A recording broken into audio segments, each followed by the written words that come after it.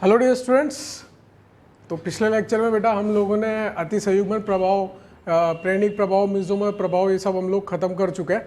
ठीक है, अपन ने अतिसंयुग्मन के अनुप्रयोग भी देख लिए थे, कैसे एल्कीन का स्थायी बढ़ता था अतिसंयुग्मन प्रभाव से, और कैसे हाइड्रोजनीकरण की ऊष्मा होती थी और अपनी दहन की ऊष्मा होती थी, वो सब हम लोगों ने खत्म कर लिया। ठीक है ना, उसके मैंने सारे क्वेश्चंस भी करा दिए थे आपको, सारी प्रैक्टिस करा दी थी। ठीक है, आप लोग चाहो तो किसी का भी मॉड्यूल उठा के देखो, है ना, वो हो जाएगा आपसे इजीली। आज हम लोग बेटा सारे के सारे जितने भी प्रभाव है, मैंने आपको बोला था कि जितने भी प्रभाव पढ़े अपन ने मेसोमर प्रभाव पढ़ लिया, प्रेरणिक प्रभाव पढ़ लिया, अतिसंयुग्मन पढ़ लिया, सबके मिक्सचर करके सबको जोड़ जाड़ के हम लोग सवाल करेंगे। और किसका सवाल करेंगे? यौगिक के स्थायी की तुलना करेंगे। ठीक है ना, यौगिकों के स्थायी की तुलना करेंगे, मतलब हमारे मध्यवर्ती जो होते हैं काव्य ऋणायन मुक्त मूलक, उसके स्थायी की तुलना करेंगे। ऐसे वाले सवाल मैंने आपको प्रेरणिक प्रभाव के लेक्चर में कराए थे। दूसरे लेक्चर में मैंने आपको प्रेरणिक प्रभाव, या दूसरे या तीसरे लेक्चर में मैंने प्रेरणिक प्रभाव के आपको स्थायी की तुलना करने वाले सवाल कराए थे, जिसमें काव्य ऋणायन मुक्त मूलक की बात करी थी मैंने। तो आओ सभी को जोड़ जाड़ के आज हम नए सवाल करते हैं। ठीक है, सभी बच्चे हेडिंग लगाए।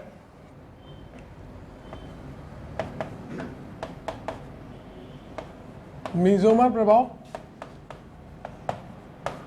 अतिसंयुग्मन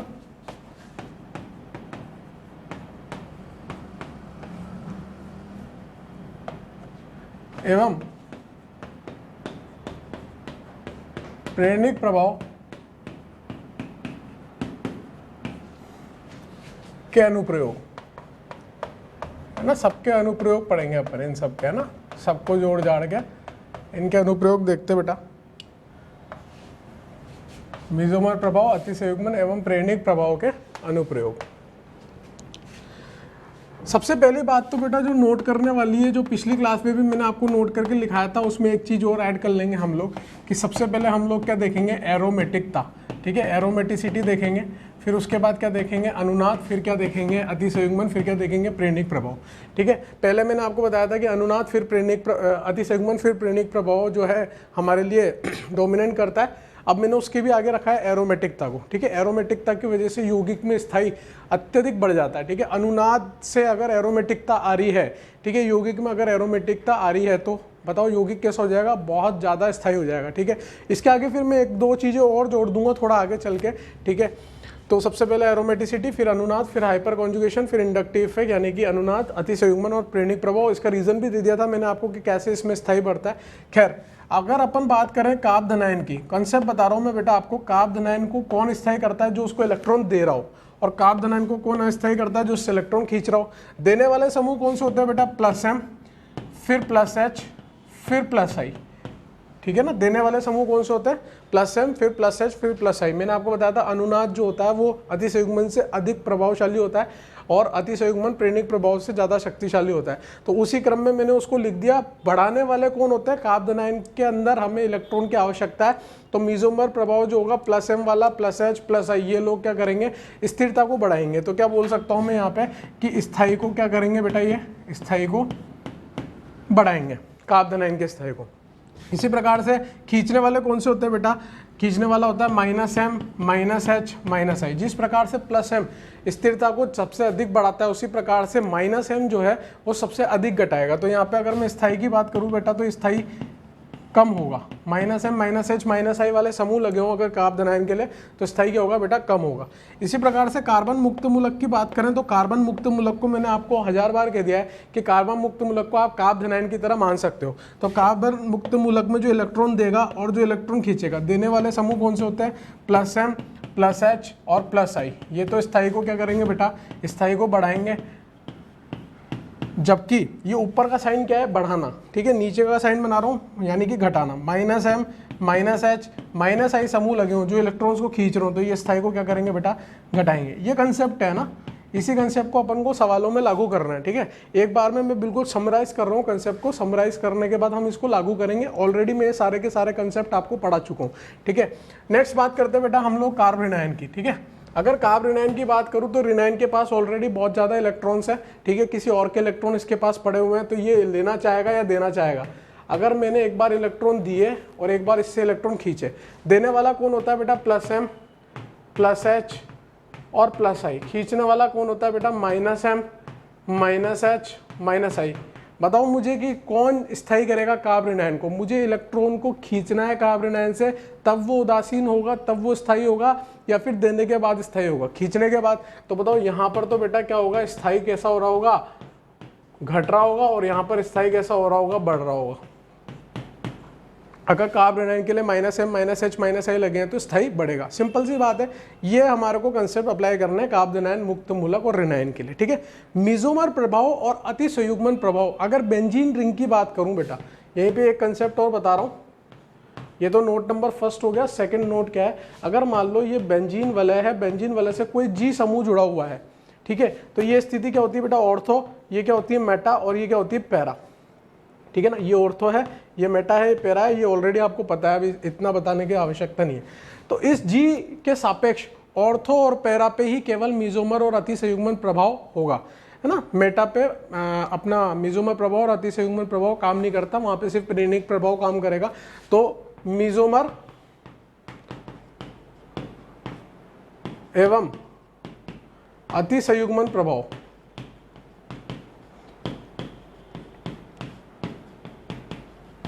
अभी जी कुछ भी हो सकता है, कार्बन ऋणायन मुक्त मूलक कुछ भी हो सकता है जी, ठीक है ना।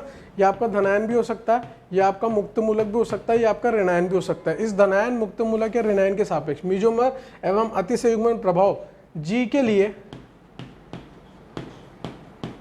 केवल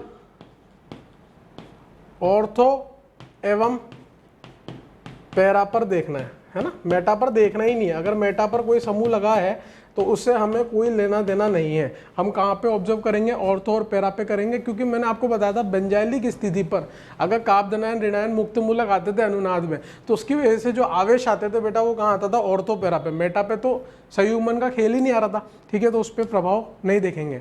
मेटा वाली चीज़ों के लिए क्या देखेंगे हम लोग बेटा, मेटा वाली चीज़ों के लिए हम लोग देखेंगे प्रेरणिक प्रभाव। ठीक है, ऑर्थो पैरा के लिए तो देखना ही है प्रेरणिक प्रभाव, लेकिन मेटा के लिए हमें सिर्फ प्रेरणिक प्रभाव ही देखना है। ऑर्थो पैरा के लिए हम पहले अति संयुग्मन और मेसोमर प्रभाव को भी कंसीडर करेंगे प्रेरणिक प्रभाव से पहले। ठीक है, तो यहाँ तक यह बहुत इंपॉर्टेंट कंसेप्ट है, आप पॉज करके नोट डाउन करो, फिर मैं सवाल कराता हूँ बेटा आपको। ठीक है, इधर वाला आपने पॉज करके लिख लिया होगा बेटा। अब सवाल कैसे करेंगे, क्वेश्चन की फॉर्म में करेंगे बेटा, क्वेश्चन लिखेंगे और काफ़ी सारे में वही ए बी सी डी करके दूंगा, आपको तुलना करके बताना है कि ए बी से ज़्यादा होगा या बी सी से ज़्यादा होगा। क्या चीज़ बतानी है आपको, आपको बतानी है बेटा स्थायी, कौन ज़्यादा स्थायी होगा। ठीक है, तो क्वेश्चन लिखते हैं,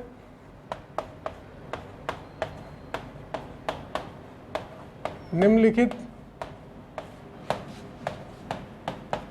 दिए गए यौगिकों का स्थायी की तुलना करें, है ना। यौगिकों लिख लो बेटा, चाहे मध्यवर्ती लिख लो, निम्नलिखित दिए गए यौगिकों की या मध्यवर्ती की स्थायी की तुलना करें। सवाल स्टार्ट करते हैं बेटा, पहले नंबर का सवाल है हमारे पास, आपको ट्राई करते रहना है। ठीक है बेटा, मैं ऑलरेडी सब कुछ पढ़ा चुका हूँ ये सब, ठीक है, मैं बार बार आपको नहीं बताऊंगा, आप एक बार खुद से ट्राई करेंगे, मैं डिस्कस कर दूंगा, उस समय मैं कंसेप्ट बता दूंगा आपको। मैं लिखता जा रहा हूँ, आप ट्राई करते जाओ, चाहे पॉज करके ट्राई कर लो।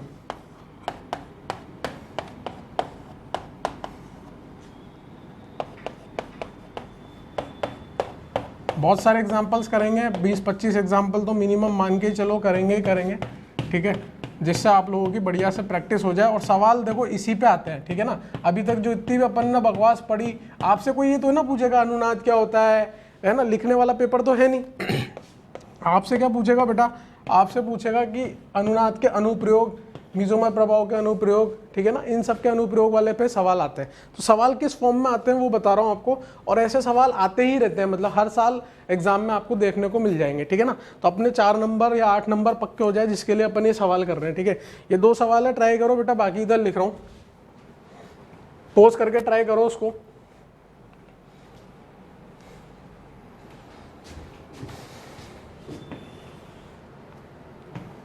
तीसरा सवाल,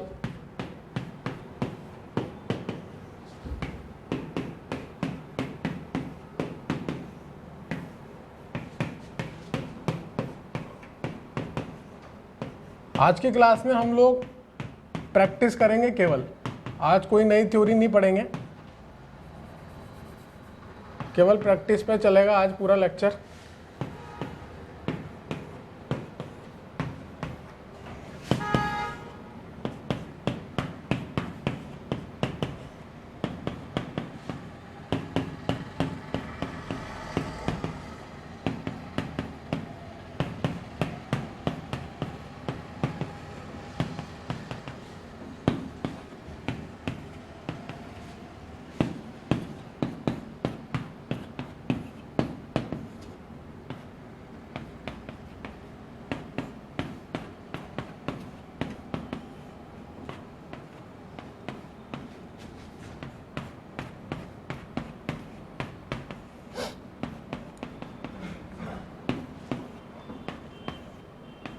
ट्राई करते रहो बेटा आप लोग पोस्ट करके, मैं सवाल लिखते जा रहा हूँ।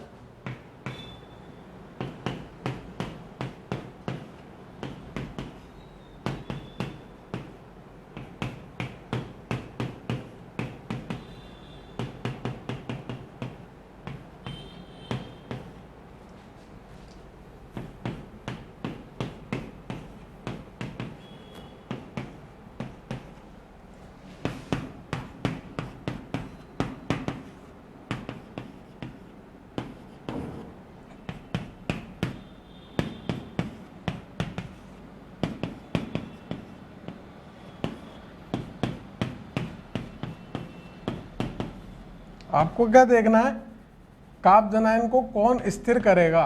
तो आपको वही देखना है कि कौन से यौगिक लगे हुए हैं, कहाँ पे लगे हुए, कौन से समूह लगे हुए हैं, कहाँ पे लगे हुए हैं, उनका कौन सा प्रभाव है, क्या उनका प्लस एम है या माइनस एम है, प्लस एच है माइनस एच है, ये सब आप लोगों को देखना और सवाल को ट्राई करते रहना है। काप धनायन को कौन स्थिर करता है वो ऑलरेडी मैं आपको बता चुका हूँ, ठीक है। तो 6 सवाल लिखे हैं अभी तो बेटा बोर्ड पे, ऐसे बहुत सारे सवाल आने वाले हैं। सबसे पहले तो आपने फर्स्ट और सेकंड ट्राई कर लिया होगा बेटा, तो आओ फर्स्ट और सेकंड को डिस्कस करते हैं हम लोग। पहला सवाल आप लोगों ने प्रेरणिक प्रभाव से करने की कोशिश करी होगी। मैं मानता हूं कि आप लोगों ने कंसेप्ट तो ठीक ही लगाया है, आंसर भी ठीक ही आ जाएगा, लेकिन प्रेरणिक प्रभाव से पहले अतिसंयुग्मन को सोचना 1000 बार आपको समझा दिया। यहाँ पर ये अल्फा, यहाँ पर ये अल्फा, यहाँ पर ये अल्फा, यहाँ पे अतिसंयुग्मन लग सकता है बेटा, तो हम अतिसंयुग्मन से इस सवाल को सोल्व करेंगे ताकि गलती होने के चांसेस बिल्कुल जीरो हो जाए हमारे लिए, ठीक है। तो यहाँ पर क्या होगा बेटा, 9 अल्फा हाइड्रोजन आ रहे हैं, यहाँ पर ये अल्फा, यहाँ पे कितने अल्फा हाइड्रोजन आ रहे हैं बेटा, 6 अल्फा हाइड्रोजन, यहाँ पर 3 अल्फा हाइड्रोजन आ रहे हैं बेटा, और यहाँ पर 0 अल्फा हाइड्रोजन आ रहे हैं। तो आंसर हमारे लिए क्या जाएगा, जितने ज्यादा अल्फा हाइड्रोजन होंगे उतनी ज्यादा बार इस काप धनायन को इलेक्ट्रॉन मिलेंगे, प्लस एच प्रभाव लग रहा है, उतनी ज्यादा बार ये स्थिरता प्राप्त करेगा। इसलिए यहाँ पे आंसर क्या जाएगा, अगर मैं स्थिरता का क्रम लिखूं तो A greater than, B greater than, C greater than D, ये आपका आंसर आ जाएगा। फिर मैंने आपको बताया था कि काप धनायन के लिए बेंजाइलिक स्थिति पे लगाओ तो ऑर्थो पैरा पे अगर समूह लगा है तो उसके लिए हम लोग मेसोमर और अतिसंयुग्मन प्रभाव को कंसीडर कर सकते हैं, प्रेरणिक प्रभाव को तो करते ही हैं। बात समझ में आ रही है। तो यहाँ पर इस काप धनायन के सापेक्ष कहाँ पे लगा हुआ है बेटा, पैरा स्थिति पर लगा हुआ है। पैरा स्थिति पर लगा तो यहाँ पे इस CH3 का प्रेरणिक प्रभाव तो लग ही सकता है, साथ ही साथ कौन सा लग सकता है, अतिसंयुग्मन। तो ये भी प्लस एच लगा रहा है। तो यहाँ पे कितने अल्फा हाइड्रोजन है बेटा, 3 अल्फा हाइड्रोजन इस बेंजीन के सापेक्ष। तो अगर इस बेंजीन के सापेक्ष है तो उसका ओवरऑल प्रभाव तो आने वाला काप धनायन पे ही है। यहाँ पर कितने अल्फा हाइड्रोजन है बेटा, 2 अल्फा हाइड्रोजन है, यहाँ पर 1 अल्फा हाइड्रोजन है और यहाँ पर 0 अल्फा हाइड्रोजन है। तो सभी जगह पे प्लस एच प्रभाव लग रहा है बेटा, लेकिन सबसे ज्यादा कहाँ लग रहा है, ए में। तो A greater than, B greater than, C greater than D. भाई 3 अल्फा हाइड्रोजन है, 3 लोग बेंजीन वाले में इलेक्ट्रॉन घनत्व को बढ़ाएंगे और इलेक्ट्रॉन घनत्व अगर बेंजीन में बढ़ेगा तो काप धनायन पे ऑटोमेटिकली पहुंच जाएगा। इसलिए आंसर क्या आ गया, A greater than, B greater than, C greater than D. Third fourth fifth आप ट्राई करो पोस्ट करके बेटा, पोस्ट करके, जैसे ही मैं बोलूँ पोस्ट करके पोस्ट कर लिया करो। चलो डिस्कस करते हैं। यहाँ पर देखो इस काप धनायन के सापेक्ष ये वाला जो समूह लगा हुआ है CH3, ये कहाँ पे लगा है बेटा, मेटा स्थिति पर लगा है। ये भी मेटा पर, ये भी मेटा पर, ये भी मेटा पर। और मेटा पर मुझे पता है कि ना और आपका मेसोमर प्रभाव लगता है ना अतिसंयुग्मन लगता है, केवल कौन सा प्रभाव लगेगा बेटा, प्रेरणिक प्रभाव। तो अगर मैं प्रेरणिक प्रभाव की बात करूं तो यहाँ पर प्लस आई लग रहा है, इसका भी प्लस आई लग रहा है, इसका भी प्लस आई लग रहा है और इसका भी प्लस आई लग रहा है। लेकिन प्रेरणिक प्रभाव कैसा होता है बेटा, योगात्मक प्रभाव होता है। यहाँ पर 3 ग्रुप, 3 समूह जो हैं वो प्रेरणिक प्रभाव इस कार्बन पे लगा रहे प्लस आई, तो ओवरऑल जो यहाँ पे प्रेरणिक प्रभाव लगेगा सबसे ज्यादा लगेगा। इसलिए मैं यहाँ पे 4 डंडे ऊपर की तरफ बना देता हूँ, जिससे आपको ये कंसीडर हो जाए कि सबसे ज्यादा प्रेरणिक प्रभाव यहाँ पे लग रहा है। यहाँ पे ये 2 समूह दे रहे हैं तो ये आगे देगा, यहाँ पर 3 डंडे बना देता हूँ, उससे कम प्रेरणिक प्रभाव, फिर उससे कम, फिर उससे कम। बात समझ में आ रही है? तो सबसे ज़्यादा प्रेरणिक प्रभाव डी में लग रहा है, वो भी प्लस आई वाला, और मुझे कार्बोनाइन के लिए क्या चाहिए बेटा, प्लस आई प्रभाव चाहिए। तो सबसे ज़्यादा डी हमारे लिए स्थायी होगा, फिर सी होगा, फिर बी होगा, फिर ए होगा। मेरे हिसाब से समझ में आ रही होगी चीज़ें, क्योंकि हम लोगों ने कंसेप्ट को अच्छे से समझ लिया था, अब उसको अप्लाई कर रहे हैं, अनुप्रयोग चल रहे हैं, कोई बड़ी बात है नहीं, कोई बड़ा टास्क है नहीं, और ऐसे वाले सवाल तो हमने पहले ही कर लिए है ना प्रेरणिक प्रभाव में। फिर इधर देखो, यहाँ CH3, CD3, CT3, इसीलिए मैंने आपको बोला था कि जब कार्बोनाइन के पैरा स्थिति पर समूह लगे हों तो आप अतिसंयुग्मन को पहले सोचें, प्रेरणिक प्रभाव को बाद में सोचें। जो बच्चा इसको प्रेरणिक प्रभाव से सॉल्व करने की कोशिश करेगा उसका आंसर उल्टा आएगा, क्योंकि CT3 का प्रेरणिक प्रभाव CH3 से ज़्यादा होता है, तो आपका आंसर CBA भी आ सकता है अगर आप प्रेरणिक प्रभाव से सॉल्व करोगे तो। लेकिन अगर मैं अतिसंयुग्मन से सॉल्व करूंगा तो कार्बन हाइड्रोजन का बंध बड़ा है, कार्बन ट्रीटियम का बंध छोटा है, कार्बन ट्रीटियम का बंध मजबूत है तो इसको तोड़ना थोड़ा मुश्किल है, इसको तोड़ना आसान है, तो जल्दी से अतिसंयुग्मन कहाँ होगा बेटा, यहाँ पर होगा। तो प्लस H सबसे ज़्यादा यहाँ पर आ रहा है, फिर प्लस H यहाँ पर आ रहा है, फिर प्लस H बेटा आपका यहाँ पर आ रहा है। और पहले अतिसंयुग्मन देखूंगा या प्रेरणिक प्रभाव, अतिसंयुग्मन, इसलिए आंसर बेटा इस वाले क्वेश्चन का क्या जाएगा, A>B>C। समझ में आई आपको बात? अब देखो ये कहाँ पे आ रहे हैं बेटा, मेटा स्थिति पर आ रहे हैं कार्बोनाइन के सापेक्ष में। भाई ये स्थिति और तो ये मेटा, ये पैरा, तो ये मेटा स्थिति पर आ रहे हैं, और मेटा पे केवल हम प्रेरणिक प्रभाव देखते हैं। तो अब आंसर प्रेरणिक प्रभाव से देना है, तो सबसे ज़्यादा प्रेरणिक प्रभाव किसका है बेटा, सबसे ज़्यादा CT3 का प्रेरणिक प्रभाव लगता है, फिर CD3 का प्रेरणिक प्रभाव लगता है, और फिर CH3 का प्रेरणिक प्रभाव लगता है। और क्यों लगता है वो मैं आपको ऑलरेडी प्रेरणिक प्रभाव वाले चैप्टर में, मतलब प्रेरणिक प्रभाव वाली क्लास में पढ़ा चुका हूँ। ठीक है, तो C>B>A ये इसका स्थायीक्रम हो जाएगा। 6 नंबर वाला ट्राई करो बेटा एक बार पोस्ट करके, 6 नंबर वाला ट्राई करो। चलो अब यहाँ पर देखो, ये सारे समूह जितने भी हैं सब पैरा स्थिति पर लगे हैं, और पैरा स्थिति पर अगर समूह लगे हों तो मुझे मेसोमर प्रभाव भी सोचना है, मुझे आपका अतिसंयुग्मन भी सोचना है, मुझे आपका प्रेरणिक प्रभाव भी सोचना है। बात समझ में आती है? और मैंने आपको पिछली क्लास में बताया था कि इलेक्ट्रॉन घनत्व को बढ़ाना है, तो मैंने एक नंबर लाइन पर प्लॉट करके भी बताया था कि -m -h -i 0 +i +h +m, बाएं से दाएं जा रहे थे तो इलेक्ट्रॉन घनत्व बढ़ रहा था। जितने ज़्यादा +m समूह लगे होंगे उतने ज़्यादा इलेक्ट्रॉन घनत्व होगा, +h लगे होंगे इलेक्ट्रॉन घनत्व होगा, जितने -m लगे होंगे उतना कम हो रहा होगा। तो भैया मुझे यही तो चेक करना है कि कौन सा -m है, +m है, +h है, -h है, वो समझ में आ गया। उसके बाद हम देखेंगे भैया कार्बोनाइन के लिए हमें +m +h +i चाहिए, और +m +h +i में कौन जीतेगा, +m वाला जीतेगा, फिर +h वाला, फिर +i वाला। तो सबसे पहले तो जो ये CHO लिया है, CHO का मतलब क्या बेटा, COOH, तो ये पाइबन जो है ये इस तरफ अनुनाद चलेगा जब बेंजीन से अनुनाद आ रहा होगा। तो भैया ये तो बेंजीन की ओर बेइज्जती हो रही है, उसमें से इलेक्ट्रॉन घनत्व खींच रहे हैं वो भी अनुनाद के थ्रू। तो बताओ ये CHO का कौन सा प्रभाव लग रहा है बेटा, -m। यहाँ पे नाइट्रोजन का लोन पेयर है, लोन पेयर सिग्मा पाई बंद का संयुग्मन है बेटा, लोन पेयर अंदर जाएगा बेंजीन में अनुनाद करके, यानी कि इलेक्ट्रॉन दे रहा है अंदर की तरफ, यानी कि इसका कौन सा प्रभाव लग रहा है बेटा, +m।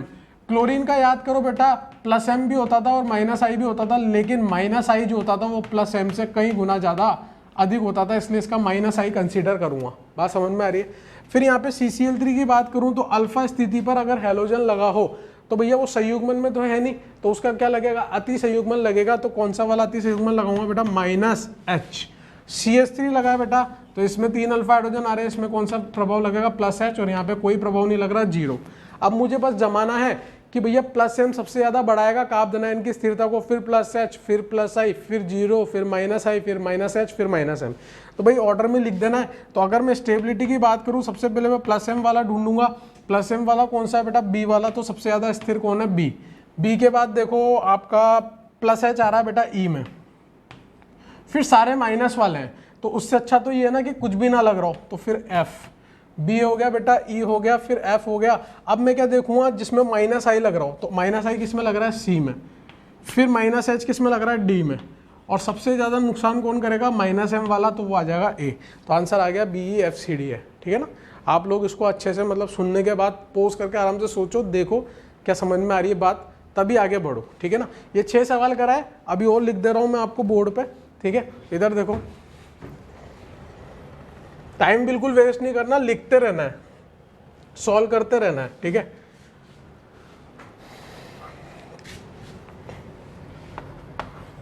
ये बेटा कार्बोनाइन के लिए मैंने आपको क्वेश्चन कराए थे, अब मैं आपको कार्बन मुक्त मूलक के लिए करा देता हूँ। सेम ही सवाल है, वापस से रिपीट होंगे, ठीक है।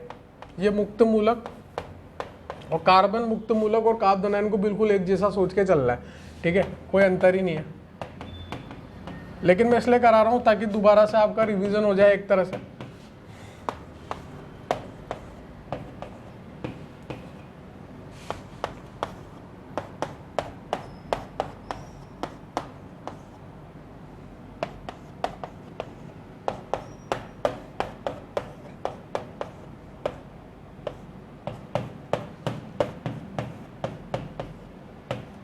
वही सवाल वापस से रिपीटेड है।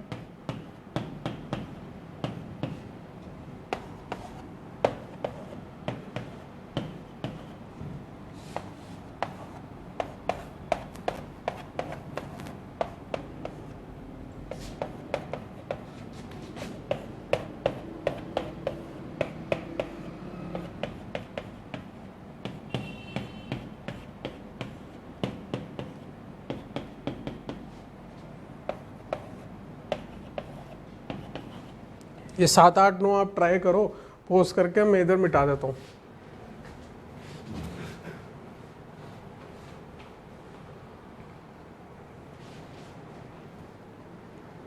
जब तक मैं आगे के लिख रहा हूँ आपके ट्राई हो जाने चाहिए वो।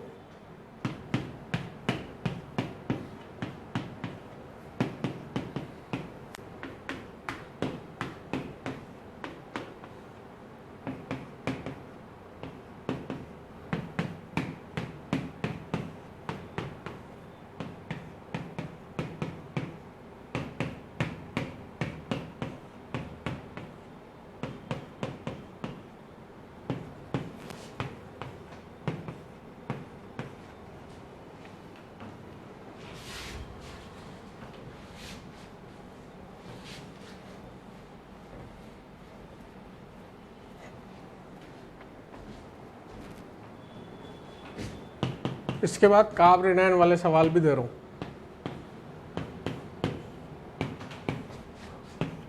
ध्यान रहे बेटा, कार्बोनाइन के लिए मैंने कोई अतिसंयुग्मन की बात नहीं करी थी, ठीक है। कार्बोनाइन में अतिसंयुग्मन के कोई थ्योरी नहीं दी गई है, इसलिए हम लोग कार्बोनाइन में अतिसंयुग्मन की थ्योरी नहीं लगाएंगे। क्योंकि अतिसंयुग्मन कैसे समझाया था मैंने कि रिक्त कक्षक या अधूरे रिक्त कक्षक में इलेक्ट्रॉन आकर्षित हो रहे हैं, ऋणायन में आकर्षित होने के चांस ही नहीं है, ठीक है।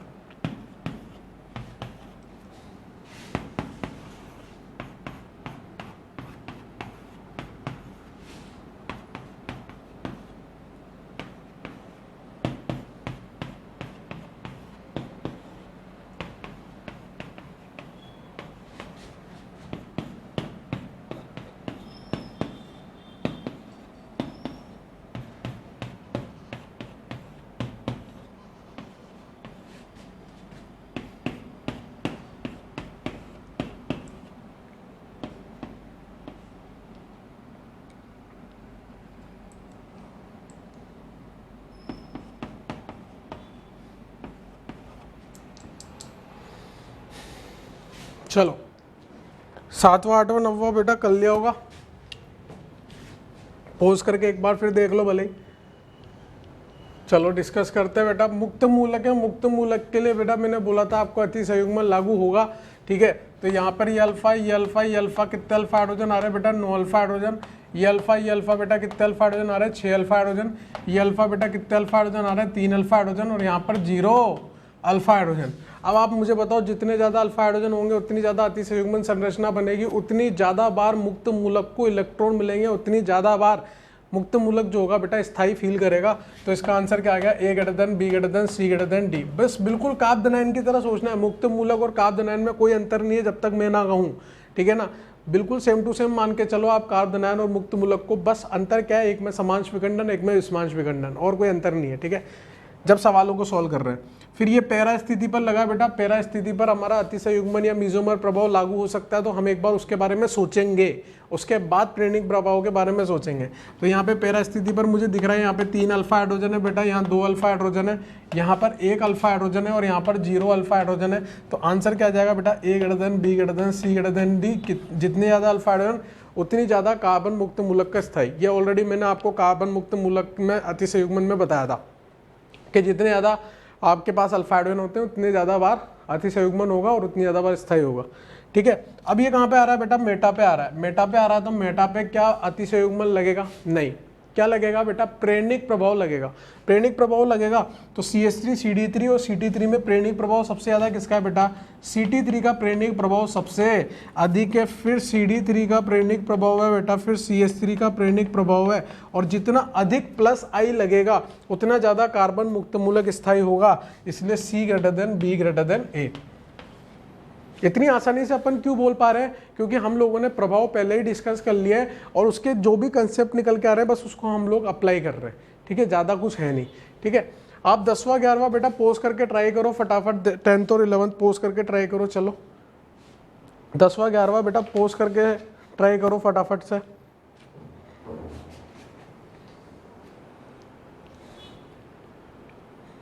जल्दी जल्दी चलो। इसमें देखो बेटा यहाँ पे पैरा स्थिति पर लगा हुआ है, ये पैरा स्थिति पर अगर अपन बात करें तो पैरा स्थिति पर अतिसंयुग्मन लग सकता है बेटा। तो यहाँ पर भी अल्फा हाइड्रोजन है, अल्फा हाइड्रोजन है, अल्फा हाइड्रोजन है, अल्फा ड्यूटेरियम है, इन सब में अतिसंयुग्मन लगता है। और अतिसंयुग्मन किस में आसानी से लगेगा बेटा, अगर मैं इसकी +H की बात करूँ तो सबसे ज़्यादा +H इसमें लगेगा, क्योंकि आसानी से हाइड्रोजन के बंधों को तोड़ा जा सकता है। फिर उसके बाद किस में लगेगा, इसमें लगेगा, क्योंकि इसमें 1 ड्यूटेरियम आ गया इसलिए उसको तोड़ना थोड़ा मुश्किल है। फिर +H किस में लगेगा, इसमें 2 ड्यूटेरियम आ गया, इसमें कम लगेगा थोड़ा, और सबसे कम इसमें लगेगा। तो आंसर क्या आ जाएगा बेटा, A greater than, B greater than, C greater than D. किसकी बात कर रहे हैं अपन, स्थायी की बात कर रहे हैं, सिंपल है, वही रिपीटेड से सवाल है। अब कार्बोनाइन आ गया बेटा पिक्चर में, है ना। और कार्बोनाइन के लिए मैंने आपको कोई अतिसंयुग्मन की थ्योरी नहीं पढ़ाई, मैंने धनायन के लिए, मुक्त मूलक के लिए, द्विबंध के लिए, त्रिबंध के लिए और फेनिल के लिए आपको अतिसंयुग्मन पढ़ाया। ऋणायन के लिए तो मैंने अतिसंयुग्मन बताया नहीं आपको, ऋणायन में अतिसंयुग्मन होता ही नहीं है बेटा। मेसोमर प्रभाव लग सकता है, प्रेरणिक प्रभाव, मेसोमर प्रभाव लगने के यहाँ पे चांस ही नहीं है, क्योंकि यहाँ पे कोई संयुग्मन है ही नहीं। तो हम लोग आंसर किससे देंगे, केवल और केवल प्रेरणिक प्रभाव से। अब मुझे ये बताओ कि कार्बोनाइन को प्रेरणिक प्रभाव कौन सा वाला चाहिए, -I वाला या +I वाला, -I वाला। लेकिन यहाँ पर क्या कर रहा है, ये भी दे रहा है, ये भी दे रहा है, ये भी दे रहा है, यानी कि सबसे ज़्यादा +I कहाँ लग रहा है, सबसे ज़्यादा +I बेटा यहाँ लग रहा है। फिर कहाँ लग रहा है बेटा, यहाँ लग रहा है। बोल नहीं रहे यार आप, कैसे बोलेंगे जो इसमें। फिर +I कहाँ लग रहा है, यहाँ लग रहा है, फिर +I यहाँ लग रहा है, ठीक है। यहाँ तो लग ही नहीं रहा, डी वाले में तो +I लग ही नहीं रहा, तो यहाँ पे चाहे हटा लो, यहाँ +I है ही नहीं, ठीक है। तो ये क्रम आ रहा है +I का, और मुझे +I कम चाहिए, ज़्यादा कम चाहिए। तो सबसे ज़्यादा स्थायी कौन होगा बेटा, डी, फिर उसके बाद कौन होगा, सी के बाद बी के बाद ए। जस्ट अपोजिट सोचना है बेटा, कार्बोनाइन में जैसे सोचा था, कार्बोनाइन के जस्ट विपरीत सोचना है अपन को कार्बोनाइन के लिए।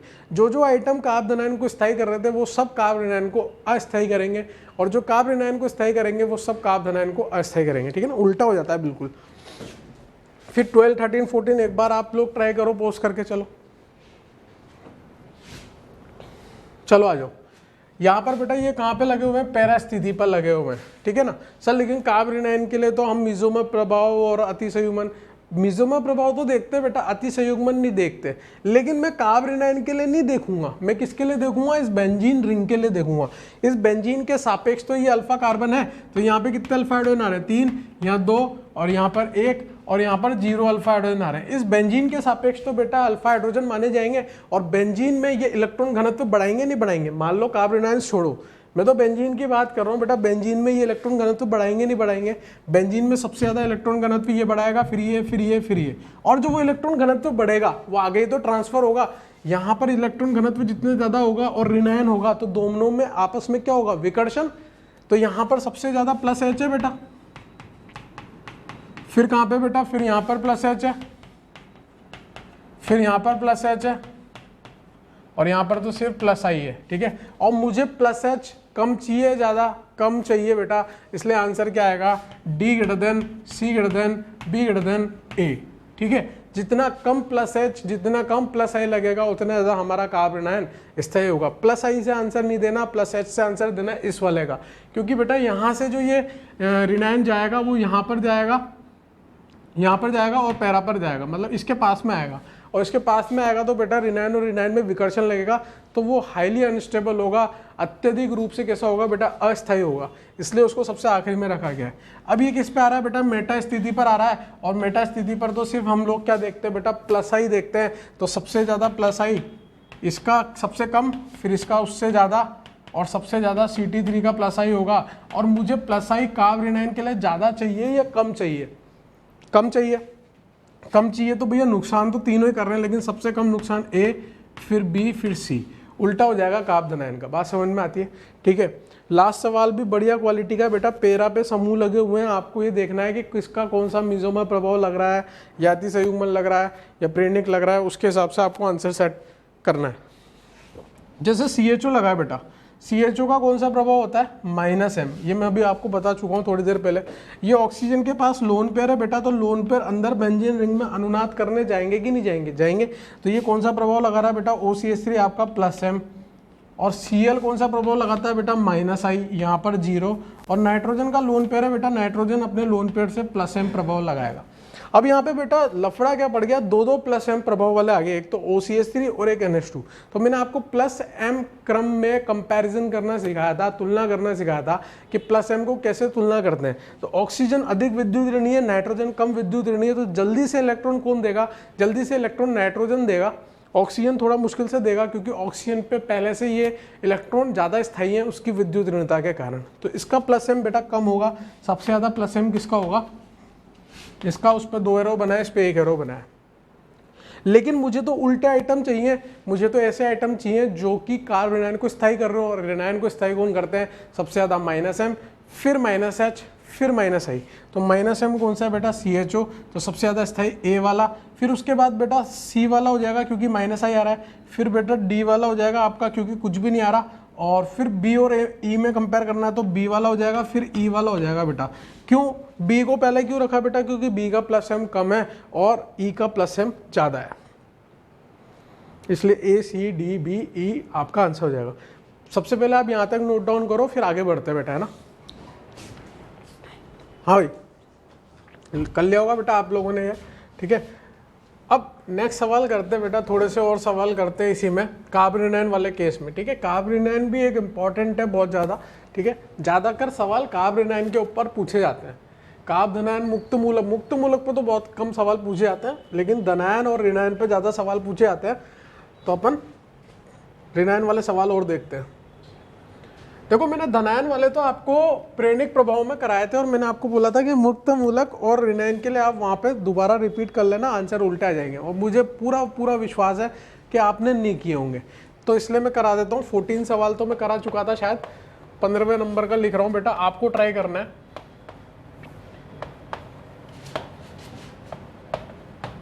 आपको याद होना चाहिए बेटा, मैंने आपको DNP नियम पढ़ाया था, ठीक है, बस उसी DNP नियम को फॉलो करना है, ठीक है, और आंसर आपके आ जाएंगे। ये क्लोरीन लिखे हैं बेटा मैंने, है ना, राइटिंग मेरी ऐसी है थोड़ी, आप एडजस्ट कर लो, मेरे हिसाब से तो बहुत बढ़िया राइटिंग है, जोरदार।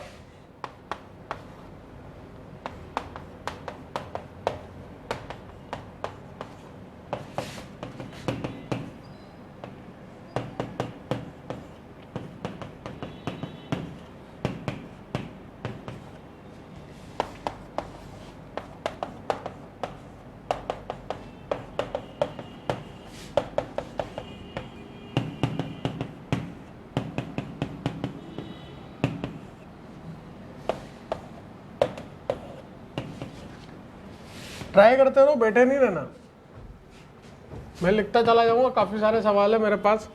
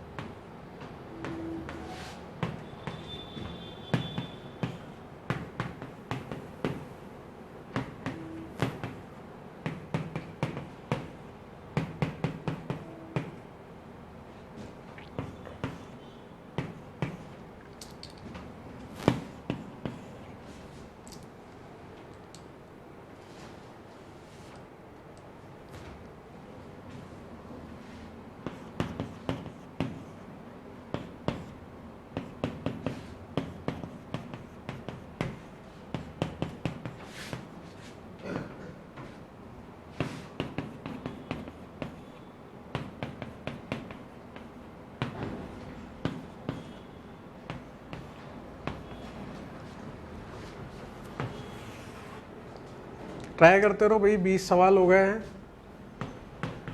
और 21वें सवाल में बेटा एक सवाल में 3 सवाल है, ठीक है।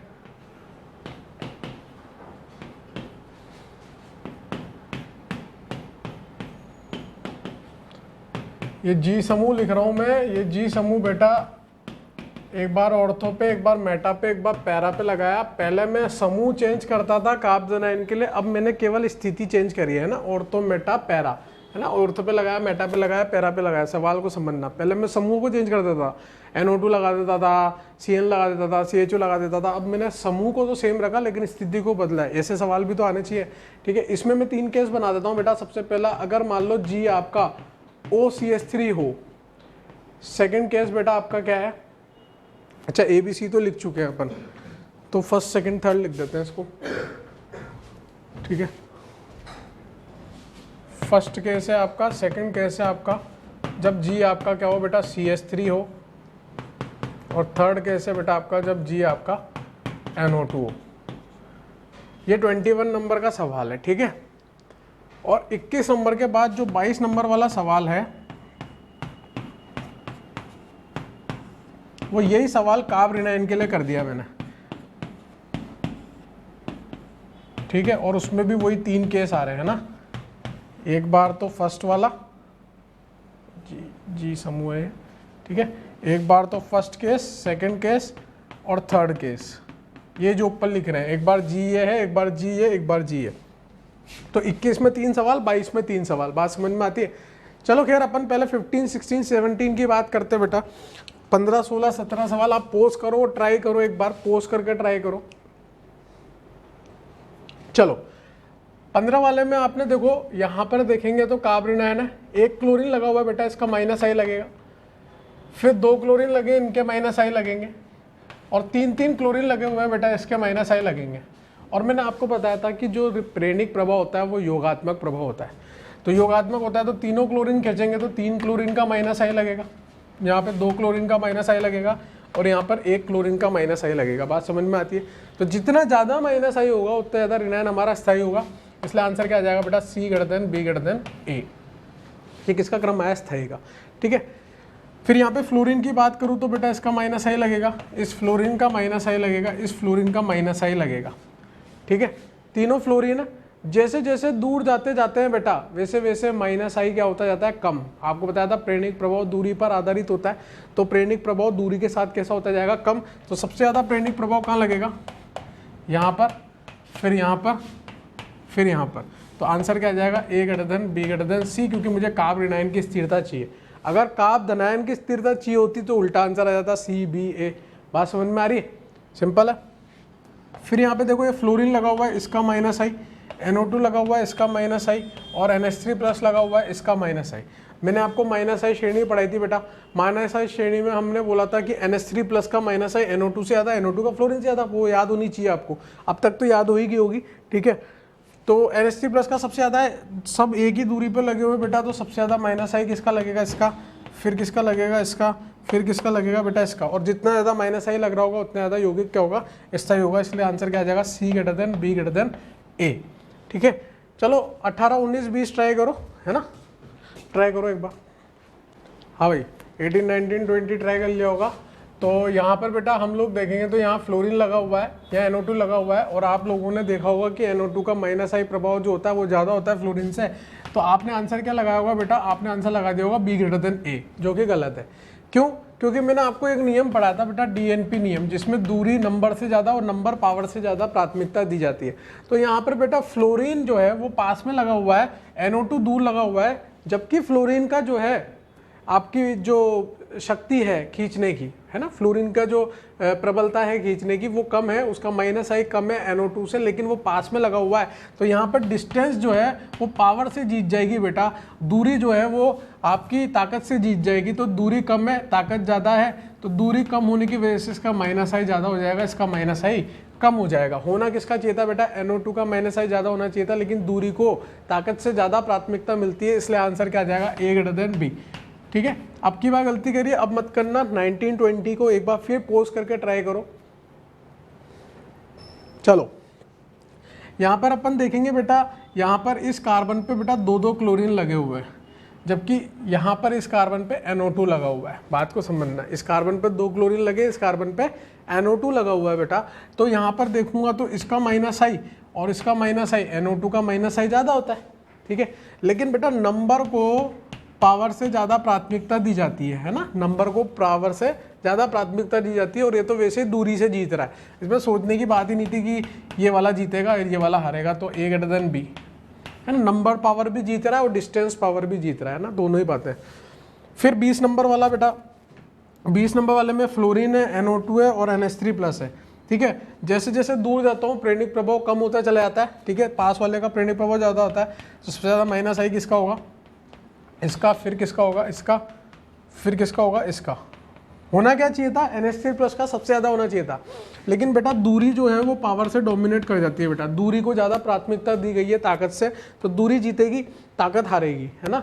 दूरी जीतेगी ताकत हारेगी, तो बेटा दूरी कम है फ्लोरीन की, इसलिए उसका माइनस आई ज़्यादा है, इसलिए आंसर क्या आएगा, A greater than B greater than C। समझ रहे हो आप प्रेरणिक प्रभाव की औकात, देखो आप कि एक जिसकी विद्युत ऋणता ज़्यादा है, एक जिसकी विद्युत ऋणता कम है, लेकिन दूरी बदलने से विद्युत ऋणता में फ़र्क अलग अलग हो जाता है, खींचने की ताकत अलग अलग हो जाती है। बात समझ रहे हो। 21 नंबर वाला बहुत ही उम्दा एग्जाम्पल है बेटा, इसको अच्छे से ट्राई करो आप पोज करके, है ना। अब देखो आपने ट्राई किया होगा बेटा, तो आपने सबसे पहले क्या किया होगा, मैं आपके साथ साथ ट्राई करता जाता हूँ। आपने यहाँ पे G ग्रुप को हटाया होगा, आपने यहाँ पे OCH3 लगाया होगा, एक बार आपने यहाँ पे G ग्रुप को हटाया होगा, OCH3 लगाया होगा, और G ग्रुप को हटाया होगा, OCH3 लगाया होगा। आपको 3 बार लिखना पड़ेगा, मेरे पास सुविधा है मैं एक बार ही लिख सकता हूँ क्योंकि मैं मिटा सकता हूँ, चौक से लिखा हुआ है। तो पहला केस मैं डिस्कस कर रहा हूँ बेटा OCH3 वाला, और ऑक्सीजन का लोन पेयर है, तो बताओ ये ऑर्थो स्थिति पर लगा है, तो ये कौन सा प्रभाव लगा रहा होगा बेटा, एक तो +M, और इस बेंजीन के सापेक्ष इस OCH3 का और क्या लग सकता है बेटा, -I। तो इसका +M भी लग रहा है और -I भी लग रहा है, लेकिन ज़्यादा डोमिनेट कौन सा होगा, ज़्यादा प्रभावशाली कौन सा होगा, +M। मेटा स्थिति पर लग रहा है बेटा, मेटा स्थिति पर ना मिजोमर प्रभाव लगता ना अतिसंयुग्मन लगता, केवल क्या लगता, प्रेरणिक प्रभाव। तो प्रेरणिक प्रभाव कौन सा लगेगा, -I वाला लगेगा। फिर यहाँ पर बेटा ये पैरा स्थिति पर OCH3 लगा है, पैरा पर मिजोमर भी लग सकता है, अतिसंयुग्मन भी लग सकता है, प्रेरणिक भी लग सकता है। तो यहाँ पर ऑक्सीजन का लोन पेयर है बेटा, ये मिजोमर प्रभाव लगा रहा होगा +M, और दूसरी चीज क्या लगा रहा होगा, -I। अब A B C में से हमारे पास कार्ब धनायन है, तो कार्ब धनायन को स्थायी कौन करता है, +M वाला, यानी कि B तो हार गया पहले से ही। अब बचा A और C। A और C में मुझे कंपेयर करना है, दोनों में +M भी लग रहा है, -I भी लग रहा है, और +M जो होता है बेटा वो दूरी पर आधारित होता ही नहीं है, यानी कि जितना +M इस ऑर्थो वाले का लग रहा होगा उतना ही +M इस पैरा वाले का लग रहा होगा, ये मैंने आपको पहले भी बताया था। तो अब पूरा का पूरा जो जज करने का क्राइटेरिया, पूरा का पूरा जो जिम्मेदारी आ गई वो किस पे आ गई, -I पर आ गई। तो -I यहाँ पर पास में बेटा, -I यहाँ पे दूर है, और कार्ब धनायन के लिए -I कैसा होना चाहिए बेटा, दूर होना चाहिए, इसलिए आंसर क्या आएगा, सबसे पहले C, फिर क्या आएगा आपका A, फिर क्या आएगा आपका B। ये आंसर आपका आ जाएगा OCH3 लगाने पर, जब आपने वहां पे कार्ब धनायन के बगल में OCH3 लगाया, ठीक है। सेकेंड एग्जाम्पल बेटा मैं CH3 वाला बता रहा हूँ आपको, ठीक है। पहले ये तीनों मिटा देते हैं अपन।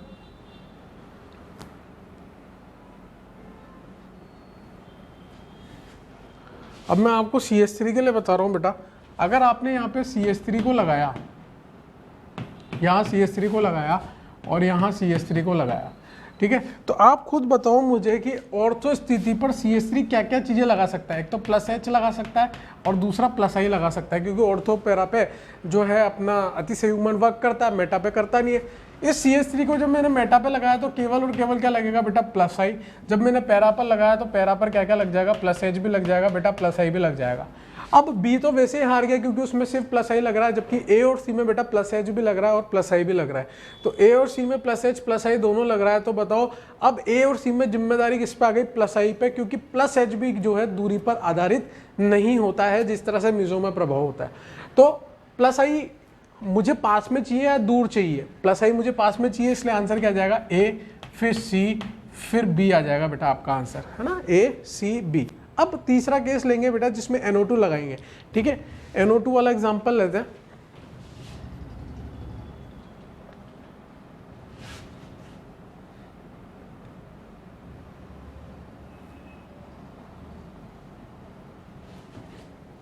चलो NO2 लगाते हैं अब की बार। यहाँ NO2 लगाया, यहाँ पे NO2 लगाया और यहाँ पे बेटा NO2 लगाया आपका, ठीक है।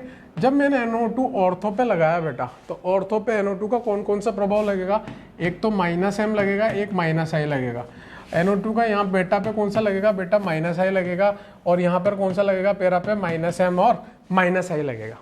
बात समझ में आती है। अब कार्बोनाइन को ना तो -M चाहिए ना -I चाहिए, तो सबसे ज़्यादा जो हमारा स्थायी है वो कौन सा होगा बेटा, B, क्योंकि कम से कम उसमें सिर्फ -I लग रहा है, बाकी A और C में तो -M -I दोनों लग रहा है। अब -M तो A और C में दोनों में सेम रहेगा, तो किस पे जिम्मेदारी आ गई, पूरी की पूरी -I पे, तो -I दूर होना चाहिए, इसलिए C, फिर आपका आ जाएगा आंसर A, तो B फिर C फिर A, ये आ गया आपका किसका ऑर्डर, स्थायी का ऑर्डर आ गया कार्बोनाइन के लिए। कार्बोनाइन के लिए बेटा आप घर से एक बार इन तीनों को ट्राई करना, अगले लेक्चर में जब मैं रिकॉर्ड करूंगा तो उस समय पे आपको इसके बारे में मैं बता दूंगा कि ऑर्थो पे और ये तीनों वाले केस बता दूंगा। क्यों, क्योंकि आप खुद ट्राई करो, जो आंसर कार्बोनाइन के लिए आ रहे हैं क्या पता कार्बोनाइन के लिए पूरे उल्टे आ जाए, हो सकता है ना आए, तो आपको दिमाग लगाना है। तो कार्बोनाइन वाला मैं अभी छोड़ रहा हूँ, आपको ट्राई करना नेक्स्ट लेक्चर में, ताकि आप देखो, ठीक है ना। तो नेक्स्ट लेक्चर में 22 वाला बताऊंगा। आगे चलते हैं बेटा, आगे की चर्चा करते हैं। ये मिटा देता हूं मैं इधर वाले,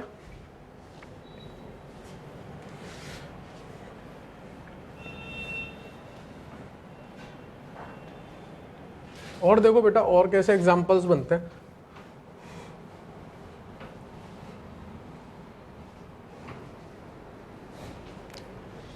ट्वेंटी थर्ड, ठीक है, 23 को देखो बेटा, मैंने यहाँ पे ये ऋणायन बनाया और मैंने यहाँ पर ये ऋणायन बनाया, ठीक है। सॉल्व करना है आपको, दिमाग लगाना है खुद से। ये मैंने कार्बोनाइन बनाया और यहाँ पर कार्बोनाइन बनाया,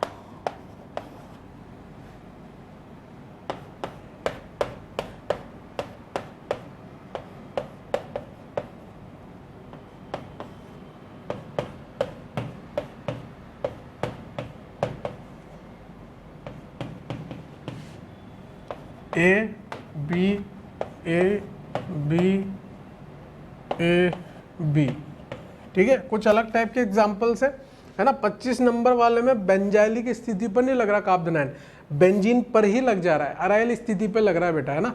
अभी इसके बारे में एक कंसेप्ट भी लिखा दूंगा, लेकिन आप पहले खुद से सोचो, दिमाग खुद से लगाओ, क्या पता आपका दिमाग में कंसेप्ट बैठ रहा हो।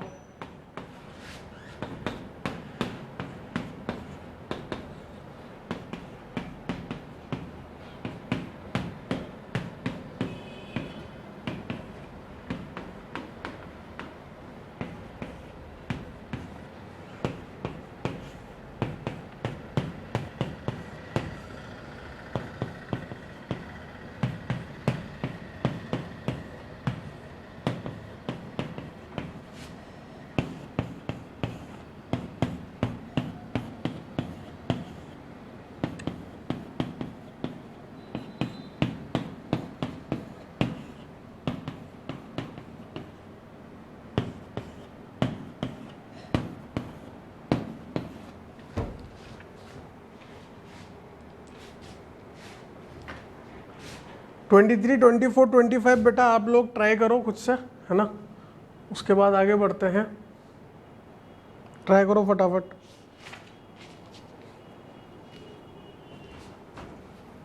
इसको मिटा देता हूँ।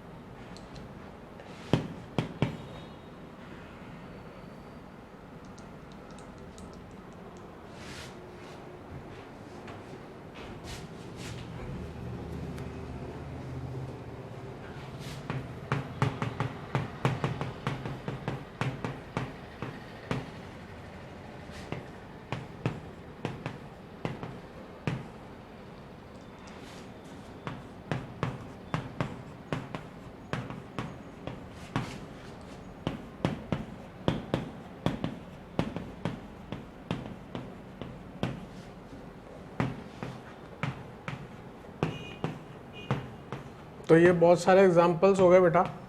अभी कुछ और एक थ्योरी वाला पार्ट लूँगा, उसके बाद फिर मैं आपको वापस से कुछ एग्जाम्पल्स कराऊंगा।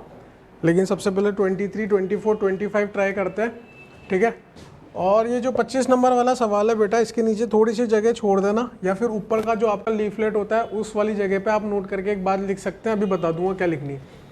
फिलहाल के लिए बेटा ये वाला कंपाउंड देखो, इस यौगिक को देखो, इसमें ऋणायन सिग्मा पाई बंध का संयुग्मन आ रहा है बेटा। ये यौगिक कैसा है, इसमें ये साइक्लिक है, चक्रीय है, ये समतलीय है, पूर्ण रूप से चक्रीय संयुग्मन आ रहा है। कितने पाई इलेक्ट्रॉन का, 4 पाई इलेक्ट्रॉन का। ये कंपाउंड कैसा बेटा, एंटी एरोमेटिक है।